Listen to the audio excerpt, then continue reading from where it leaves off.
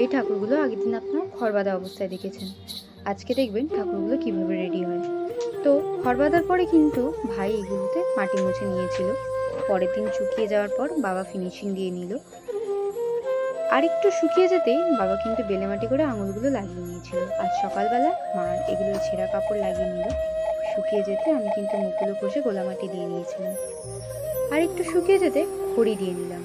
দেখুন ওয়েদারটা ভালো বলে কত সুন্দর শুকিয়েছে জিনিসগুলো, কত সুন্দর লাগছে দেখতে। তো যাই হোক, আমি কিন্তু গায়ের রঙগুলো দিয়ে নিচ্ছি। কার্তিক পুজো ও জগদ্ধাত্রী পুজো পুরোপুরি নির্ভর করে ওয়েদারের ওপর। ওয়েদার কিন্তু যতটা সুন্দর হবে, পুজোর কাজ কিন্তু ততটাই সুন্দর ও পরিষ্কার হবে। রঙগুলো দেখে আপাতত আপনাদের মনে হতে পারে অনেকটা ডিপ, কিন্তু না, রঙগুলো শুকিয়ে যাওয়ার পর যথেষ্ট হালকা হয়ে যায়। তো দেখুন বাবা কিন্তু চোখ আঁকতে বসে গেছে। বাবার চোখ আঁকা হয়ে গেছে। আমি এবার এক এক করে সবকটা করে কাপড় পরিয়ে নেব। তো আপনারা অনেকেই কিন্তু ধুতি পরানোর ভিডিওটা দেখতে চেয়েছেন। দেখুন একটা 10 মিনিটের ভিডিও, সেটাকে যদি আমি 4x চালাই তাহলে কিন্তু আপনারা কিছুই বুঝতে পারবেন না। তো সেই কারণে আমি কিন্তু ধুতি পরানোর পুরো আলাদা একটা ভিডিও নিয়ে আসবো। আশা করি যারা দেখতে চেয়েছেন তাদের ভালো লাগবে।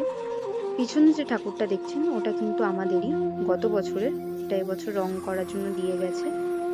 তো আপনারা যেরকম ভিডিও দেখতে চাইছেন সেই রকম ভিডিও কিন্তু আমি বানাচ্ছি, কিন্তু সমস্যা এখন যেটা হয়ে যাচ্ছে, আমি ভিডিওতে ভয়েস ওভার দিতে পারছি না। আমার বাড়ি যেহেতু রাস্তার একদমই ধারে, তো সেই কারণে ভয়েস ওভারটা নিয়ে আমার খুব সমস্যা হয়। আপনারা কিন্তু অনেকেই লক্ষ্য করেছেন আমার ভিডিওগুলোতে গাড়ির আওয়াজ পাওয়া যায়। আমার বাড়ির রাস্তার একদম ধারে হওয়াতেই ভীষণ সমস্যা হয়। তো যাই হোক, মা কিন্তু ঠাকুরগুলো সাজিয়ে নিয়েছে। কার্তিকের সাথে সাথে কিন্তু একটা সুখীও আছে। তো আজকের মতো কাজ শেষ, আমার ভিডিও শেষ। দেখা হচ্ছে পরের ভিডিওতে। ততক্ষণের জন্য